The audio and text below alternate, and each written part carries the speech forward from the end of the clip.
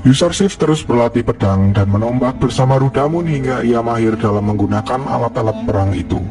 Hari-hari Yusarsif di istana berjalan seperti biasanya, dan setelah dia membereskan makanan sisa dari Potifar dan Zulaiha, dia membawa makanan itu menuju kamar budak dan pelayan untuk membagikannya.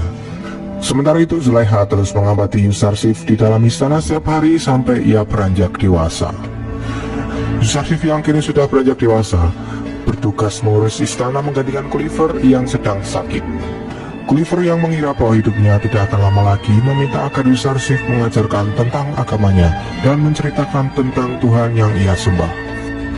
Karena selama 11 tahun ini dia sudah mempertimbangkan untuk menyembah Tuhan Yusarsif. Yusarsif pun mengatakan jika Gulliver sudah termasuk penyembahnya karena selama 11 tahun dia sudah mempertimbangkan untuk menyembah Allah saat itu. Di sini Yusarsif juga mengakui kepada Gulliver bahwa dia adalah nabi utusan Allah yang terakhir pada zaman itu. ويوسف وآخرهم في زماننا هذا. يوسف هو اسمك الحقيقي حقا نبي. Pada akhirnya Gulliver pun bebas dari keyakinan yang sesat dan kini menganut agama Tauhid bersama Yusarsif. Seluruh penghuni istana mengetahui bahwa Yusarsif telah menggantikan posisi Gulliver sebagai pengurus istana. Tapi Yusarsif mengatakan bahwa dia hanya menggantikan sementara karena Gulliver sedang sakit. Dan jika Gulliver sudah sembuh nanti, posisinya akan dikembalikan kepadanya. Sementara itu Kalimama terus menghasut Zulaiha untuk mempertimbangkan keputusan Potifar yang mengangkat Yusarsif sebagai pengurus istana. Zulaiha pun memarahi Kalimama karena dia terus saja menjelek-jelekan nama Yusarsif di depannya. Potifar yang kembali menemui Amunhotep memberikan berita bahwa wanita-wanita di kuil Amun yang seharusnya dijadikan istri oleh Amun, tapi mereka malah mendapatkan pelecehan dari para pendeta kuil Amun. Hal itu membuat Amunhotep marah dan akan segera membereskan para pendeta yang sudah melewati batas itu. Terjadi perdebatan antara Amunhotep dan Permaisuri di sini. Permaisuri memperingatkan agar Amunhotep tidak menjelek-jelekan Amun dan para pendeta karena akan membahayakan kepercayaan mereka. Tapi Amunhotep mengatakan bahwa kepercayaannya kepada Amun mulai hilang akibat ulah dari para pendeta yang selalu berbuat kurang ajar dan semena-mena. Amunhotep juga memperingatkan anaknya Amunhotep muda agar nantinya jika dia sudah diangkat menjadi raja, dia harus bisa bijaksana dan bertindak tegas kepada pendeta-pendeta Amun yang sudah berbuat seenaknya itu. Dia juga mengatakan bahwa ibunya terlalu fanatik terhadap Amun dan para pendetanya sehingga dia buta dalam melihat kejelekan yang mereka lakukan.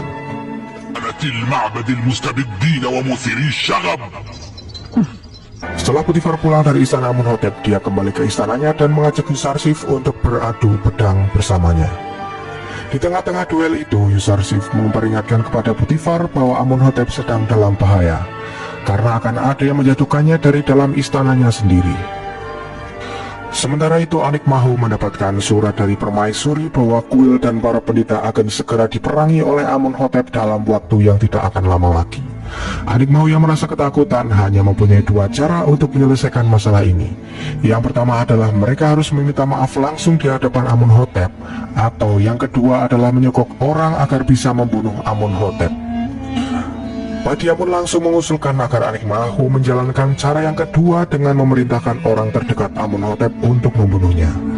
Pendeta Kimuni juga menyetujui usulan Padiamun itu dan mengetahui siapa orang yang akan mereka sogok nantinya.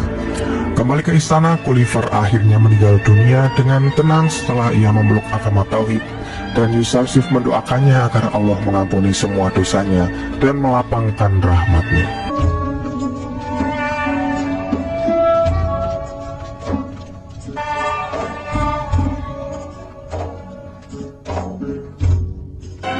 Sementara itu di Kanaan, Yakub selalu menangisi kepergian Yusufnya dan dia juga mengatakan kepada Benyamin bahwa sebenarnya tak masuk akal dia terus menangisi karena berpisah dari satu anak, sedangkan dia masih memiliki 11 anak yang lain. Singkat cerita, Yusarsif yang kini sudah menjadi pengurus istana sekaligus penasihat istana mulai digoda oleh Zulaiha yang dari dulu sudah menyukai Yusarsif. Dia mengundang Yusarsif ke kamarnya untuk berkonsultasi. Dia lalu menceritakan sebuah cerita bahwa ada seorang wanita yang mengkhianati suaminya dan menurut Yusarsif apa yang harus dilakukan oleh wanita itu. Yusarsif mengatakan bahwa dia belum tahu apa yang harus dilakukan karena banyak pertimbangan yang harus diketahui dan apa alasan wanita itu mengkhianati suaminya. Zulekha mengatakan bahwa wanita itu sedang jatuh cinta kepada seseorang.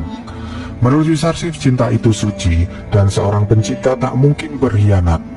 Dia tak akan membiarkan hawa nafsu merasukinya hingga menodai kesucian hati.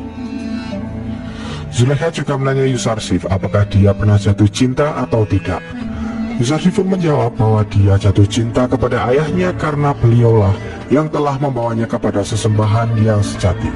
Tapi yang Zulekha maksud adalah jatuh cinta kepada wanita. Yusarsif kembali menjawab bahwa dia belum pernah sama sekali.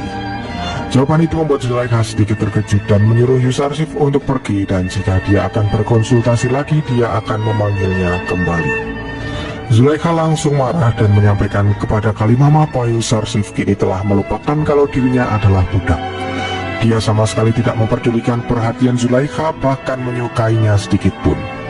لقد نسي أنه عبد من عبيدي يخاطبني تلميحا ليفهمني أنه لا يبالي بحب. Setelah itu Zulekha menyuruh agar Kalimama menyiapkan pesta di istananya agar dia bisa melupakan Yusarsif dan bersantai sejenak. Saat di pesta itu, ada seorang wanita yang menanyakan tentang budak Ibrani yang dimiliki oleh Zulekha yang membuatnya sedikit cemburu kepadanya. وأين هو الآن؟ استدعيه لكي ننظر إليه. أرأيتن؟ Para wanita di sana juga berpikir bahwa Zulekha memiliki hubungan gelap dengan budak Ibraninya itu. Ternyata pesta itu tidak membuat Zulekha melupakan Yusarsif, tapi malah semakin membuat ia memikirkannya. Dia juga berniat akan bepergian ke tempat yang jauh agar dia bisa menghapus Yusarsif dari pikirannya. Sementara itu, Yusarsif kembali menyambangi ruang para budak dan pelayan untuk memberikan makanan dan berkhotbah di hadapan mereka. Ketika Zulekha pergi ke tempat yang indah, dia malah merasa jenuh di sana karena dia terus saja memikirkan Yusarsif yang jauh darinya. Ternyata dia tidak bisa jauh dari Yusarsif dan pada akhirnya dia pun kembali ke istana Potifar. Setelah sampai di istana, Zulekha memberikan hadiah berupa mutiara yang ia dapatkan saat dalam bepergian kepada Yusarsif. Dia juga menanyakan kenapa Yusarsif tidak pernah memandangi wajahnya seperti saat ia waktu kecil dulu. Yusarsif mengatakan bahwa ia harus selalu menunduk dan malu kepada junjungannya untuk menunjukkan tata krama. Tapi Zulekha lebih menyukai kejujuran dan ketulusan Yusarsif pada saat kecil ketimbang tata kramanya saat ini. Setelah Yusarsif pergi, Kalimama bertanya-tanya siapa junjungan yang Yusarsif maksud, apakah Zulekha atau Tuhannya. Yusarsif yang tidak membutuhkan mutiara pemberian Zulekha langsung memberikannya kepada Mimi Sabu agar dijual ke pasar dan membeli alas tidur yang layak untuk para pelayan. Yusarsif juga memperingatkan Mimi Sabu untuk selalu mengawasi Kalimama untuknya karena Yusarsif khawatir akan ada bahaya yang mengancam. Yusarsif mengatakan bahwa mereka harus berlindung kepada Allah dari para wanita pemuja hawa nafsu. Mimi Sabu pun akhirnya menyadari bahwa kekhawatiran Yusarsif itu adalah sebuah percintaan. Sudah sewajarnya semua wanita jatuh cinta kepada Yusarsif karena ketampanannya. Yusarsif mengira bahwa ketampanannya itu ibarat burung bersuara merdu yang suara merdunya itu hanya membawa bencana baginya. Yusarsif juga mulai bertanya-tanya dan khawatir karena seolah-olah Allah kini sudah tidak memperdulikannya lagi. Tak ada utusan atau pesan yang diberikan melalui malaikat wahyunya. Akibatnya dia merasa bingung dengan apa yang harus dia lakukan saat ini.